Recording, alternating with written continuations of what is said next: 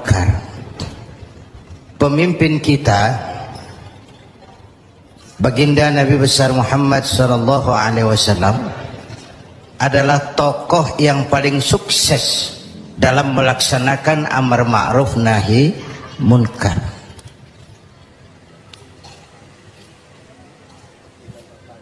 Berkembang dengan pesat, lain dengan agama-agama besar lain, kata Stoddard.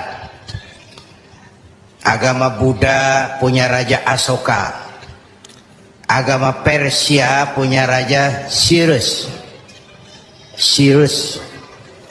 bukan Cyrus Sinaga, Cyrus. Agama Kristen punya Raja Konstantin. Mereka ini raja-raja besar dan berkuasa yang menunjang agama yang dianutnya dengan segala daya dan dana, dengan segala kekuatan dan kekuasaan. Lain dengan baginda Nabi. Beliau bukan raja, tidak anak penguasa, tidak pula orang kaya, tapi amar ma'ruf yang dilaksanakannya berhasil menembus dinding Jazirah Arabia, mewarnai hampir 2/3 belahan bumi. Nah, saya mau ambil porsi apa landasan beliau dalam melaksanakan amar ma'ruf dan nahi munkar sebelum ke arah yang tadi sudah ditanyakan saudara Agung. Pertama, landasannya adalah siddiq. Apa? Jujur. Sebab bagaimana orang mau amar ma'ruf nahi munkar kalau dia nggak punya kejujuran? Nabi kita itu lidahnya adalah hatinya, ucapannya adalah perbuatannya, perintahnya dia berwibawa, ajakannya diikuti karena beliau pelaksana pertamanya. Keteladanan. Kalau kita gimana mau berhasil amar ma'ruf? Cuma teriak, saudara-saudara sedekah, sedekah. Yang teriak buntut gasiran, mbahnya pelit. Jujur. Kata orang tua Melayu gini, wahai saudara, adik dan kakak, peganglah jujur, jangan durhaka. Jauhi bohong, haramkan dusta, supaya hidup tidak ternista. Asik kan? Asik kan? Jauhi bohong, haramkan dusta, supaya hidup tidak ternista. Orang bisnis, modal paling penting adalah kepercayaan. Coba saudara punya kapital miliaran, kalau nggak dipercaya orang, ada nggak yang mau ngasih proyek? Ada nggak? Ada nggak? Nyaut. Modal utama dalam bisnis kepercayaan. Modal utama dalam memimpin kepercayaan. Modal utama dalam seluruh gerak hidup kita kepercayaan. Oh, kalau hidup udah dipercaya, Bu, biar duit banyak juga enak rasanya. Bener. Kalau sudah dipercaya, walaupun duit banyak enak rasanya. Jujur. Bahkan ini modal utama kepemimpinan beliau. Bukan S3, enggak profesor, doktor, enggak, al-amin. Orang yang jujur, dan itu yang kita perlukan sekarang. Gayus. Saya lihat bukan saja kasusnya aneh, penanganannya juga aneh. Orang sekali bergayus bisa ngobok-ngobok semuanya. Sekarang banyak yang telinganya pada merah, matanya pada pedas. Begitu dia nyanyi, bagaimana dia merambah kepolisian, merambah kejaksaan, merambah kehakiman. Lalu penanganannya juga aneh. Kayaknya mau terfokus kepada kasus gayusnya, padahal yang terbesarnya adalah mafia hukum dan mafia pajak. Kan itu soal yang paling besarnya. Kita perlu jujur, jangan ada dusta di antara kita.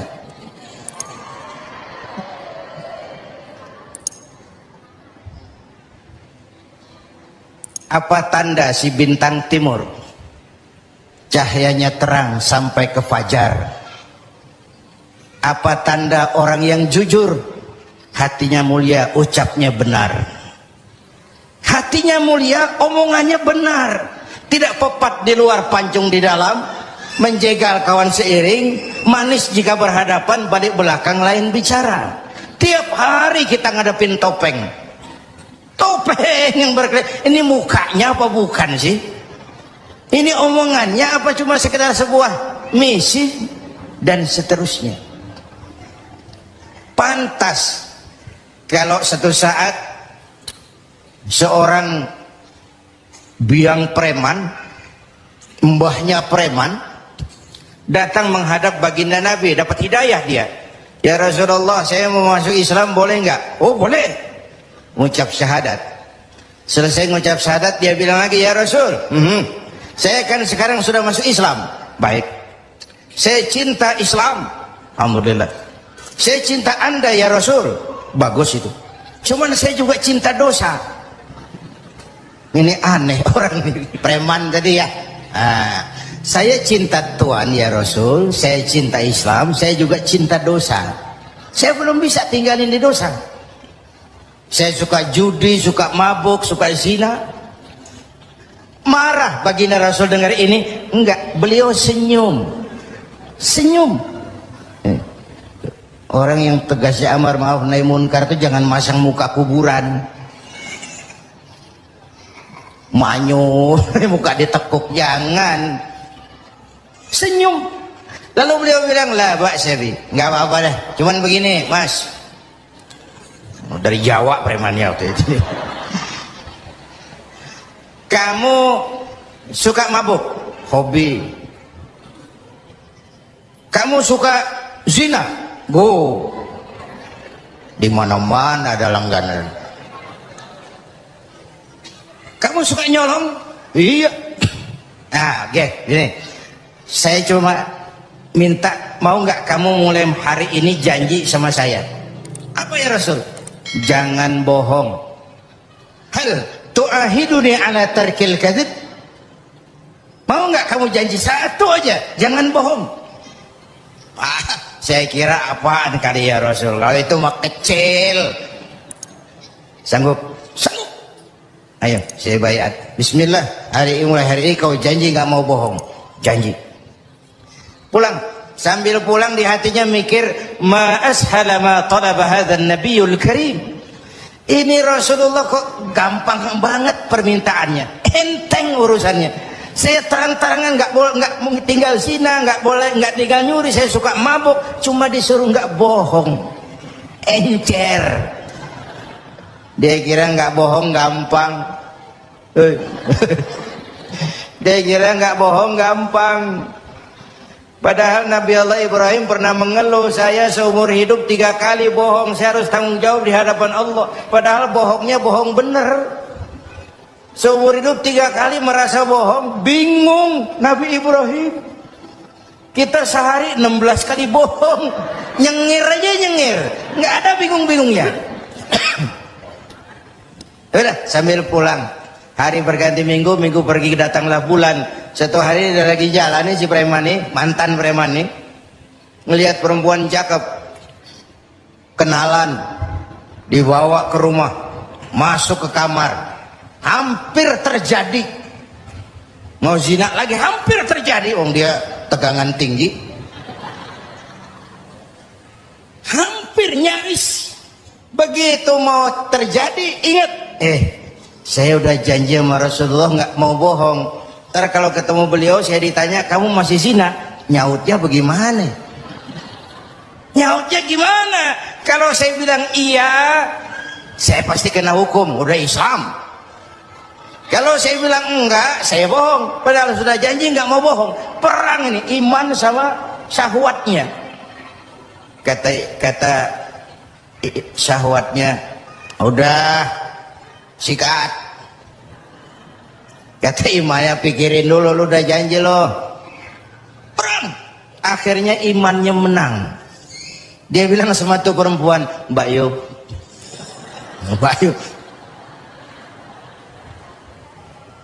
non sewu Mbak Yub, ndak jadi. Loh, ndak jadi piye to Mas? Ya wis pokoknya ndak jadi. Selamat dari zina. Lain hari mau mencuri, sudah madda yadahu, tangannya udah dijulurin. Ingat lagi ntar kalau ketemu Nabi ditanya lo masih nyolong nggak? Gimana nyautnya? Tiap kali mau berbuat jahat, tiap ingat janjinya. Tiap ingat janjinya terhindar dari perbuatan jahat. Paling akhir dia datang menghadap Nabi, ya Rasul, apa? Sadaqta ya Rasul, Anda benar ya Rasul. Kenapa? Yang Anda minta atuk, kedengarannya enteng, cuman pongkolnya. Saya nggak bekutik ya Rasul. Lihat pengaruh jujur dalam hidup. Kiai, mohon maaf kalau saya potong jawaban jujur Kiai ini. Nah, bagaimana dengan sifat dari hakim-hakim kita dalam memutuskan ini, Kiai? Ya, kita berharap mudah-mudahan mereka jujur. Perkara apa ini harapan hampa itu soal nanti lah. Yang penting kita berharap mereka jujur dan mempunyai rasa keadilan.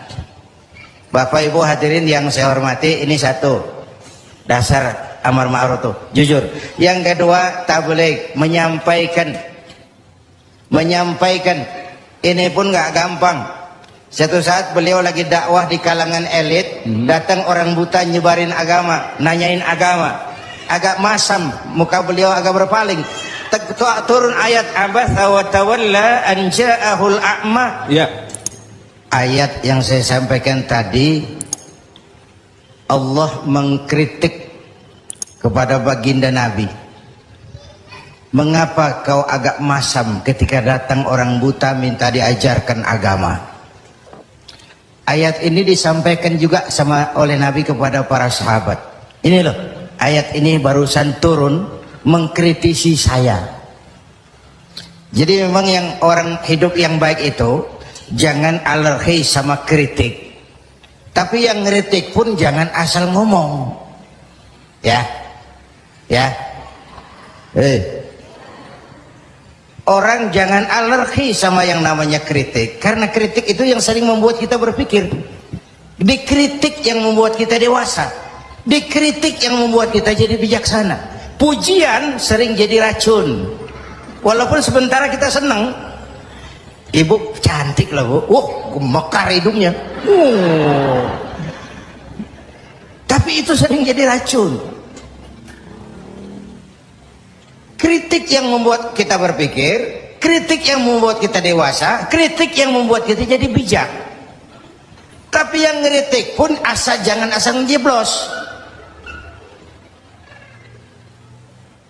Saudara hadirin yang saya hormati, kita nggak bisa ngukur baju kita pakai badan orang lain. Ini tolong, ini bahasa bersayap. Jangan ngukur baju kita pakai badan orang lain, nggak sedang, ya. Nggak sedang. Orang sering berada dalam sebuah situasi yang tidak semudah kita. Makanya Luqmanul Hakim pernah bilang sama anaknya, nak, kita nih kalau nggak punya prinsip bakal serba salah. Kok gitu pak? Ayo kita buktiin. Luqman keluar sama anaknya bawa seekor keledai kecil, dituntun berdua. Lewat di tengah orang pada ngomong, anak sama bapak sama gobloknya. Bawa keledai bukan ditaikin, dituntun. Tolol. Nah, kamu dengar nak? Iya, sekali kita salah. Sekarang gimana pak? Bapak yang naik, kamu jalan. Lewat lagi di tempat orang ngomong lagi, bapak kagak tahu diri. Enak-enakan di atas keledai, anaknya disuruh jalan.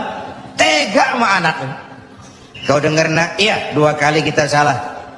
Habis sekarang gimana pak? Kamu yang naik, bapak jalan. Lewat lagi orang teriak lagi, anak durhaka. Di bapaknya disuruh jalan, dia enak-enakan. Dengar nak? Iya pak, 3 kali kita salah. Sekarang gimana pak? Kita naikin berdua yuk. Naik berdua. Sampai di tempat orang banyak teriak lagi, anak sama bapak samanya ini. Tidak punya peri kebinatangan. Masa keledai kecil dinaikin berdua? Kejam. Nah, kau dengar? Iya. Berapa kali kita salah? 4. Habis sekarang gimana pak? Sekarang keledainya nyok kita gotong. Gua pengen tahu orang ngomong apa.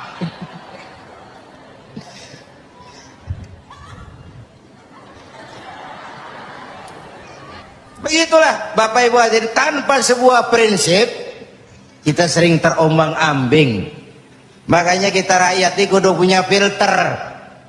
Rakyat harus jadi rakyat yang cerdas. Emas pasti kuning. Ya, apa semua yang kuning pasti emas?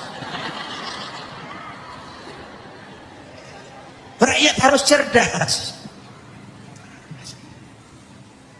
Ini nyengir tapi mikir nih, ya. Bapak Ibu hadirin yang saya hormati, karena itu kembali kepada sifat menyampaikan, apalagi yang menyangkut hak orang banyak. Orang-orang tua Melayu bilang begini, mengapa orang menembak ungka? Karena merengguh buah embacang. Kenapa orang banyak celaka? Karena serakah dengan hak orang. Anak udang dimakan itik, itik berenang di air timpas. Hak orang jangan diusik. Kalau diusik badan terhempas, hancur.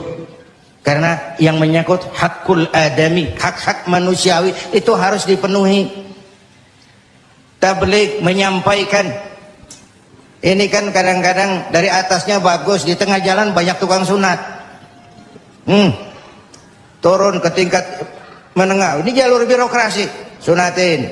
Turun lagi ke bawahnya, sunatin. Turun ke gubernur, sunatin. Turun ke wali kota, sunatin. Turun ke camat, sunatin. Sampai ke rakyat, ujungnya doang dikit bener. Kebanyakan tukang sunat di negeri kita. Belum lagi kerja mubazir. Itu ada pepatah orang Melayu bilang begini, wahai kawan, banyaklah zikir, mengingat Allah, janganlah mungkir. Wahai kawan, banyak berzikir, mengingat Allah, janganlah mungkir. Hindarkan semua kerja mubazir supaya hidup tidak terisolir. Kerja mubazir itu kayak apa? Kayaknya kenal Ja'ronah. Pernah dengar nama itu?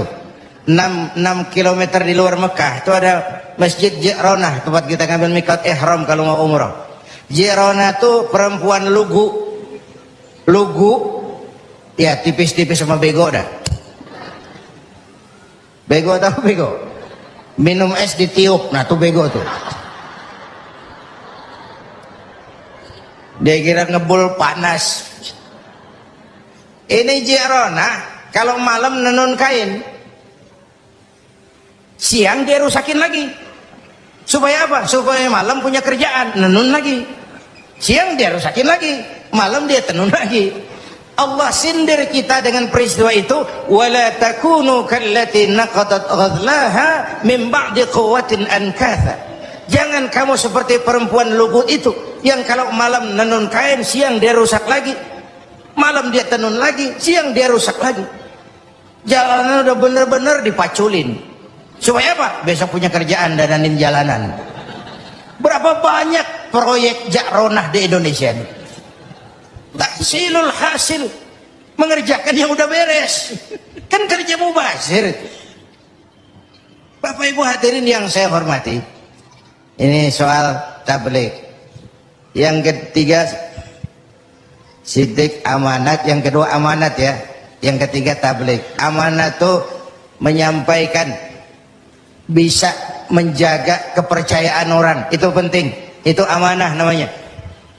Menjaga amanah itu tugas yang mulia. Sama saja kalau tadi Habib sudah menjelaskan, amar ma'ruf itu hakikatnya nahi munkar. Nahi munkar itu ya amar ma'ruf, cuma beda orientasinya. Tapi dalam pelaksanaannya amar ma'ruf agak lebih tidak beresiko ketimbang nahi munkar. Kalau kita amar ma'ruf, paling-paling orang nggak mau gitu aja. Orang kalau diajak sholat nggak ada yang marah insya Allah, tapi nggak mau ya gitu aja. Tapi kalau dicegah judi, dicegah zina, dicegah judi, oh bandarnya kuat-kuat sekarang ini. Bandarnya kuat-kuat. Jangankan kelas kita, hukum aja bisa dijual beliin, perkara bisa dijual beliin. Tempo hari saya bilang, Rakyat kecil kalau mau laporan kehilangan ayam itu kudu jual kambing. Harga laporannya mahal. Nanti berperkara kepengen menang mesti jual sapi. Cuma mau ngurus ayam hilang, kambing hilang, sapi lengit. Itu kadang-kadang ya kita nggak bisa, karena selalu ada permainan dan itu proses. Salah siapa? Ayo kita perbaiki sama-sama. Wong ini negara-negara kita, kemerdekaan ditebus dengan keringat, air mata, darah dan nyawa orang-orang tua kita. Membangun negara ini kita biayai dengan uang kita rame-rame. Kita yang bayar pajak listrik, pajak mobil, PBB, uangnya dikumpulin bangun negeri ini. Saya ikut bayar pajak karena saya tidak rela kalau uang pajak itu digunakan cuma untuk studi banding atas nama jalan-jalan. Ya. Lalu dibikin slogan besar-besar, orang bijak bayar pajak, orang pajak ngemplang pajak. Ini bagaimana kayak itu?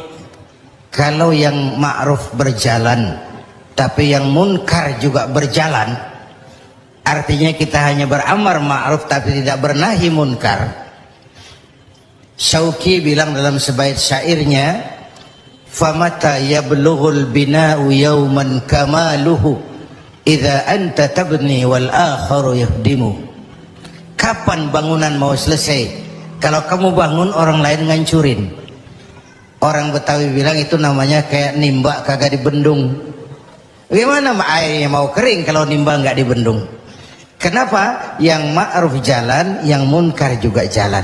Maka amar ma'ruf nahi munkar harus ditegakkan secara bersama. Satu. Yang kedua, saya sepakat dengan guru kita Habib Munzir bahwa amar ma'ruf nahi munkar sesuai dengan bidang dan keahlian kita masing-masing. Jangan memaksakan sesuatu untuk hal yang memang bukan dunia kita. Saya dulu pernah mimpin partai politik. Dulu zaman jahiliyah. Belakangan saya menyadari politik memang bukan dunia saya. Walaupun partai politik perlu, tapi biarlah orang yang dunianya di situ saja yang mengurus politik. Saya lebih baik sama-sama Habib Munzir lah ngurus umat dan dakwah ini. Jangan memaksakan sesuatu yang memang bukan dunia kita di situ. Kalau kiai disuruh bangun jembatan, apa camat mau ngurusin tahlil? Itu yang kedua. Yang ketiga terakhir, semuanya harus berangkat dari husnuzon, baik sangka. Apa yang terjadi oleh tokoh lintas agama dan sikap Bapak Presiden, kita jembatani dengan husnuzon. Kita percaya pemerintah pasti punya niat baik untuk mensejahterakan rakyat.